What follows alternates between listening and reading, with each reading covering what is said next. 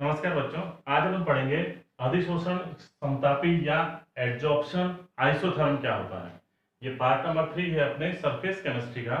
इससे पहले अपन ने पढ़ लिया था कि अधिशोषण को कौन कौन से फैक्टर्स हैं जो प्रभावित करते हैं। तो आज अपन बात करते हैं फ्राइंडलिक अधिशोषण समतापी की। क्या होता है ये कि स्थिर ताप पर यदि किसी गैस की अधिशोषण क्षमता और उसके साम्यावस्था दाब के मध्य अगर हम मात्रात्मक संबंध को निकालें तो उसको हम अधिशोषण समतापी कहते हैं। क्योंकि इस अधिशोषण समतापी को सबसे पहले एक वैज्ञानिक थे फ्राइंडलिक। उन फ्राइंडलिक ने इसको गणितीय रूप में व्यक्त किया, इसलिए इसको फ्राइंडलिक अधिशोषण समतापी भी कहा जाता है। इसके अनुसार निम्न दाब पर अधिशोषण की क्षमता दाब के समानुपाती होती है। इसने कहा है निम्न दाब पर। यहां ध्यान रखें बच्चों कि निम्न दाब की कंडीशन में जब प्रेशर बहुत कम हो उस समय अधिशोषण की मात्रा जो होती है या अधिशोषण की जो क्षमता होती है वो दाब के सीधे सीधे समानुपाती होती है। लेकिन अति उच्च दाब पर, यहां कंडीशन हम बात कर रहे हैं अति उच्च दाब पर, यह दाब प्रभाव से स्वतंत्र हो जाती है। यानी अधिशोषण की क्षमता पर दाब का कोई प्रभाव नहीं पड़ता। इसे फ्राइडलिक ने सर्वप्रथम एक वक्र द्वारा यानी ग्राफ द्वारा प्रदर्शित किया, जिसे फ्राइडलिक अधिशोषण समतापी वक्र कहते हैं। तो बच्चों अपन एक वक्र की सहायता से, एक ग्राफ की सहायता से ये जो संबंध है इस संबंध को समझते हैं, इसको पढ़ते हैं कि किस प्रकार से दाब में और अधिशोषण की क्षमता में प्रभाव पड़ता है। देखिए बच्चों, अपन फ्राइडलिक अधिशोषण समतापी जो है उसको इस प्रकार से समझते हैं ग्राफ की सहायता से। उससे पहले अपन अधिशोषण जो है उस पर दाब का क्या प्रभाव पड़ता है उसको अपन देखते हैं। कि अपन पहले भी पढ़ चुके हैं कि जैसे ये कोई सरफेस है, ठोस की कोई सरफेस है, इस पर जब कोई गैस के कण आते हैं तो गैस के कण दाब बढ़ने पर यहाँ पर आते जाते हैं, यानी उसका जैसे जैसे दाब बढ़ेगा इसके अधिशोषण की क्षमता बढ़ती जाएगी। वो कण उतने ही शीघ्रता से उस पर अधिशोषित होंगे। जब दाब और ज्यादा बढ़ेगा तो ये कण इस तरह से इनके मध्य में भी आते जाएंगे, एक लेयर बन जाएगी। लेकिन एक लेयर बनने के बाद में जब दाब और बढ़ाया जाए तो क्योंकि एक परत बन चुकी है, परत बनने के बाद ये जो कण हैं ये इस पर और अधिशोषित नहीं होते। यानी अत्यधिक उच्च दाब पर क्योंकि इसकी परत का निर्माण हो जाता है, इसकी सतह खत्म हो जाती है, इस पर और अधिक गैस के कणों का अधिशोषण संभव नहीं होता। इसलिए दाब कितना ही बढ़ा दिया जाए इस पर अधिशोषण नहीं होता। इसका मतलब अधिशोषण की मात्रा जो है वो दाब से स्वतंत्र हो जाती है। तो इसको फ्राइडलिक ने एक गणितीय रूप में और ग्राफ द्वारा इस प्रकार से समझाया। अपन देखते हैं कि सबसे पहले निम्न दाब की अपन बात करते हैं कि जब दाब निम्न होता है तो जब उसने ग्राफ खींचा तो देखो यहाँ पर एक सरल रेखा प्राप्त होती है। यहाँ से यहाँ तक एक सरल रेखीय इसमें संबंध है अधिशोषण की क्षमता और दाब के मध्य।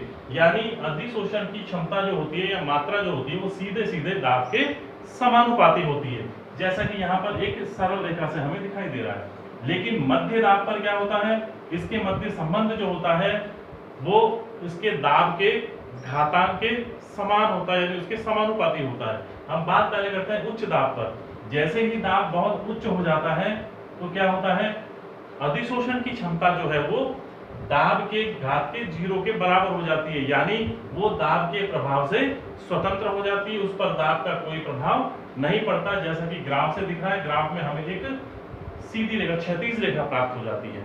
लेकिन यहां से यहां पर एक कर्व आ रहा है, मध्य जो है जिसको हमने परिभाषा में बताया था साम्यावस्था दाब, यानी ये जो मध्य का दाब है इस पर अधिशोषण की मात्रा जो है वो दाब के घातांक के समानुपाती होती है, जिसे हमें इस प्रकार से समझते हैं कि ये x बटा m बराबर k p की घात 1 बटा n, जहां k और n क्या है, एक स्थिरांक है जिनके मान जो होते हैं बच्चों वो अधिशोष्य और अधिशोषक की प्रकृति पर निर्भर करता है। तो इस प्रकार ग्राफ की सहायता से हम इनके अधिशोषण की मात्रा और दाब में संबंध स्थापित कर सकते हैं कि निम्न दाब पर तो वो बिल्कुल दाब के समानुपाती होती है मात्रा, उच्च दाब पर दाब का कोई प्रभाव नहीं पड़ता, और मध्य दाब पर जो होता है वो दाब के घातांक के समानुपाती होता है।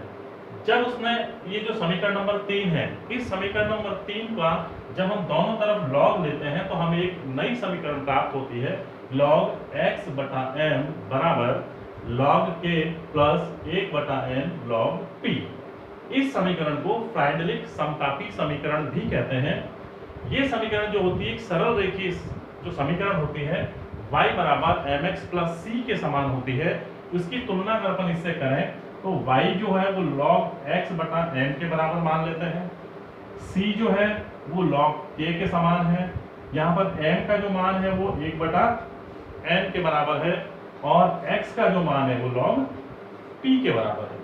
यानी जब हम y और x के मध्य एक ग्राफ खींचें, यानी log mx और log p के मध्य जब हम एक ग्राफ खींचते हैं तो हमें एक सरल रेखा प्राप्त होती है जिसका ढाल जो होता है उसका मान 1 बटा n के बराबर होता है और इसका जो अंतः खंड है उसका मान log k के बराबर होता है। इस प्रकार हम फ्राइडलिक समीकरण या फ्राइडलिक अधिशोषण समतापी को इस समीकरण की सहायता से और इस ग्राफ की सहायता से सत्यापित कर सकते हैं। ठीक है बच्चों, तो ये जो है दाब और अधिशोषण की मात्रा के मध्य जो मात्रात्मक संबंध बताया, गणितीय रूप में जो उसने निरूपित किया, उसे ही हम फ्राइडलिक अधिशोषण समतापी कहते हैं।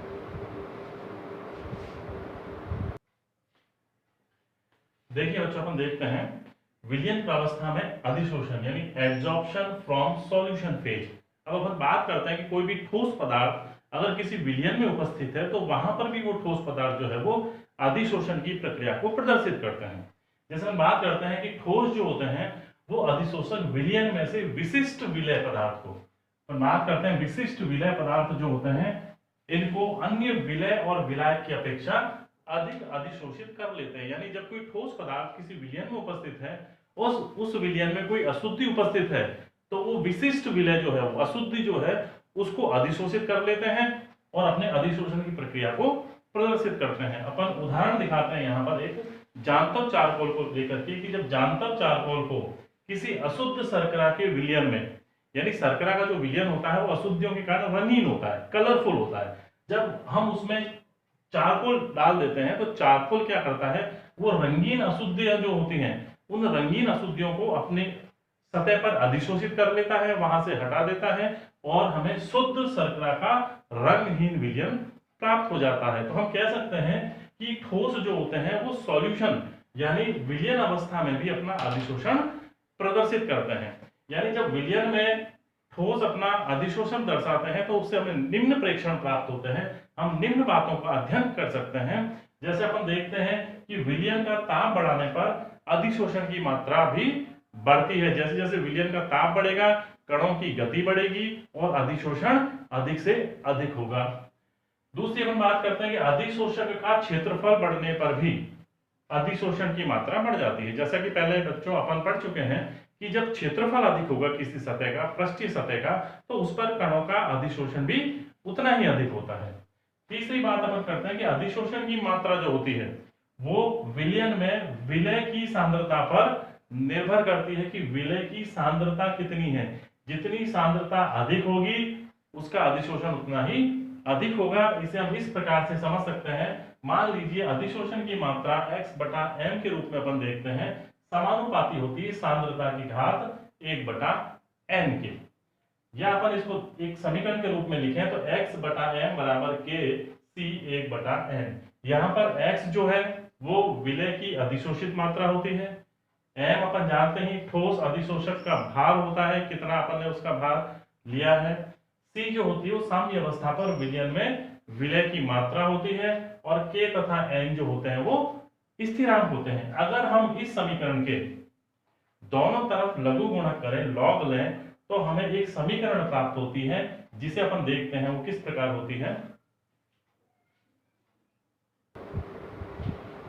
देखिए बच्चों, यह हमें प्राप्त होती है समीकरण log x बटा m बराबर log k प्लस 1 बटा n log c। ये समीकरण वैसे ही जैसे कि सरल रेखीय समीकरण होती है y बराबर mx प्लस c, वैसे ही समीकरण है। अगर अपन इसकी तुलना करें, इससे समानता देखें तो ये देखो इसका मान जो है अपन y और x के मध्य अगर ग्राफ खींचें, यानी log x बटा m और log c के मध्य अगर अपन ग्राफ खींचते हैं तो हमें एक सरल रेखा प्राप्त होती है, जैसे कि हमें गैसीय प्रावस्था में प्राप्त हुई थी। बिल्कुल वैसे ही समीकरण है, इसमें फर्क ये है कि यहाँ पर log P के स्थान पर log C अपन ने काम में लिया, क्योंकि विलयन में हम सांद्रता की बात करते हैं, वहां हम गैस में दाब की बात करते हैं, वैसे ही हम यहाँ पर सांद्रता की बात करते हैं। तो यहाँ पर हमें इस प्रकार से एक सरल रेखा प्राप्त होती है जिसका ढाल जो है वो 1/n के बराबर और अंतःखंड जो है वो log k के बराबर प्राप्त होता है। इसमें एक स्थिरांक काम में आया है k, जिसकी अपन बात करते हैं कि स्थिरांक k का मान जो होता है बच्चों निम्न बातों पर डिपेंड करता है। एक तो ठोस की प्रकृति पर, यानी जो ठोस अधिशोषक है उसकी प्रकृति कैसी है, उसका नेचर कैसा है, उस पर डिपेंड करती है। कण के आकार और कण के ताप पर डिपेंड करती है, यानी जो विलय पदार्थ के जो कण हैं उसका आकार कैसा है, उनका ताप कैसा है, उस पर भी k का मान निर्भर करता है। और तीसरी जो बात है वो विलय और विलायक की प्रकृति पर भी k का मान निर्भर करता है। तो इस प्रकार बच्चों अपन विलयन प्रावस्था में अधिशोषण का पूर्ण रूप से अपन ने अध्ययन कर लिया। अब अपन पढ़ेंगे अधिशोषण के अनुप्रयोग, यानी अधिशोषण जो प्रक्रिया है, ये प्रक्रिया हमारे दैनिक जीवन में, हमारे रोज के जीवन में किस प्रकार से काम आती है, कहाँ पर इस अभिक्रिया का हम इस्तेमाल करते हैं और कहाँ पर ये हमारे लिए बहुत उपयोगी होती है। तो अपन पढ़ेंगे अधिशोषण के अनुप्रयोग। बच्चों अपन देखते हैं अधिशोषण के अनुप्रयोग में पहला है उच्च निर्वात उत्पन्न करने में, यानी वैक्यूम उत्पन्न करने के लिए। हम देखते हैं कि ऐसे जो सिलेंडर होते हैं जहां पर ऑक्सीजन हटाने की, यानी जो वायु है उसको कम करने की आवश्यकता होती है, तो वहां पर चारकोल का उपयोग किया जाता है। ये चारकोल जो होता है ये वहां पर उपस्थित जो जितनी भी गैसें हैं, वायु है और अन्य गैसें हैं, उनको वहां से हटा देती है और वहां पर निर्वात उत्पन्न कर देती है। जैसे कि द्रव हाइड्रोजन और द्रव ऑक्सीजन के संग्रहण जिस सिलेंडर में किए जाते हैं वहां पर निर्वात उत्पन्न करने के लिए चारकोल का उपयोग किया जाता है। यह वहां पर उपस्थित अन्य गैसों को अपनी सतह पर अधिशोषित कर लेती है। तो हम उच्च निर्वात उत्पन्न करने में भी इसका उपयोग करते हैं अधिशोषण की प्रक्रिया का। दूसरा है आर्द्रता अथवा नमी के निष्कासन में कैल्शियम क्लोराइड, सिलिका जेल या एल्यूमिना का उपयोग करके वायु में उपस्थित या जिस वातावरण में हमें नमी अधिक है वहां से नमी को हटाने में भी हम इनका उपयोग करते हैं। तीसरा है जल की कठोरता दूर करने में, क्योंकि जल जो होता है उसमें अगर कैल्शियम और मैग्नीशियम के आयन उपस्थित हैं तो वह जल कठोर जल कहलाता है। उस जल में से कैल्शियम और मैग्नीशियम आयनों को अलग करना, अगर उनको हटा दिया जाए तो जल जो होता है वो मृदु हो जाता है। तो उसके लिए हम एक जियोलाइट का उपयोग करते हैं। जियोलाइट क्या करता है, कठोर जल में उपस्थित कैल्शियम और मैग्नीशियम के जो आयन हैं उनको अधिशोषित कर लेता है अपनी सतह पर और सोडियम वहां से हट जाता है। इनको पानी में से कैल्शियम और मैग्नीशियम आयनों को ये निकाल देता है, अधिशोषित कर लेता है और जो जल बच जाता है वो मृदु हो जाता है। तो इस प्रकार से जियोलाइट का उपयोग करके कठोर जल को मृदु जल में बदला जाता है। फिर अपन बात करते हैं शर्करा के शोधन में। इसको अपन पहले भी पढ़ चुके हैं कि शर्करा में जो अशुद्ध रंगीन अशुद्धियां होती हैं, जिनमें कलरफुल अशुद्धियां जो होती हैं, उनको जानता चारकोल की सहायता से अलग कर लिया जाता है। उस विलयन में अगर अपन जानता चारकोल डाल दें तो वो शर्करा के विलयन में उपस्थित जितनी भी रंगीन अशुद्धियां हैं उनको अपनी सतह पर अधिशोषित कर लेती है, वहां जाकर इकट्ठी हो जाती है और जो विलयन है शर्करा का वो रंगहीन हो जाता है। गैस मास्क के रूप में बच्चों इसको भी अपन पढ़ चुके हैं, पहले इसके बारे में बात कर चुके हैं कि जितनी भी कोयले की खान है, अन्य खानों में जो काम करने वाले श्रमिक होते हैं उनके मुंह पर एक मास्क लगाया जाता है जिसे हम गैस मास्क कहते हैं। इस गैस मास्क में सक्रिय चारकोल हम डाल देते हैं। सक्रिय चारकोल होता है, वो सक्रिय चारकोल जो होता है वो जहरीली गैस जैसे कि मेथेन और कार्बन मोनोऑक्साइड, इसके अलावा अन्य जो गैसें हैं उनको अधिशोषित करके वहां अधिशोषित कर लेता है और केवल शुद्ध ऑक्सीजन ही उनके शरीर में प्रवेश करती है। तो इन जहरीली गैसों को अधिशोषित करने के लिए सक्रिय चारकोल, यानी यहाँ पर हम सक्रिय चारकोल काम में लेते हैं। सक्रिय चारकोल उस गैस मास्क में भरा रहता है जो जहरीली गैसों को अधिशोषित कर लेते हैं। फिर अपन बात करते हैं अधिशोषण क्रोमेटोग्राफी। क्रोमेटोग्राफी का मतलब होता है वर्णलेखिकी, रंगों के आधार पर अधिशोषित करना। ऐसा कोई मिश्रण जिसमें कई सारे तत्व उपस्थित होते हैं, उस तत्वों में उनको अलग करने के लिए हमें इस विधि का हम प्रयोग करते हैं, अधिशोषण क्रोमेटोग्राफी। इसमें क्या करते हैं, एक क्रोमेटोग्राफिक कॉलम को लिया जाता है, इस तरह का एक पात्र होता है। इस पात्र में क्या करते हैं, सिलिका जेल अथवा एल्यूमिनियम को अधिशोषक के रूप में लेते हैं। इसमें सिलिका जेल अथवा एल्यूमिनियम डाल दिया जाता है बच्चों। फिर अपन क्या करते हैं, इसमें उस मिश्रण को डाला जाता है जिसमें मान लीजिए ए, बी और सी 3 प्रकार के अलग अलग तत्व उपस्थित हैं। इन तत्वों को हमें अलग करना है।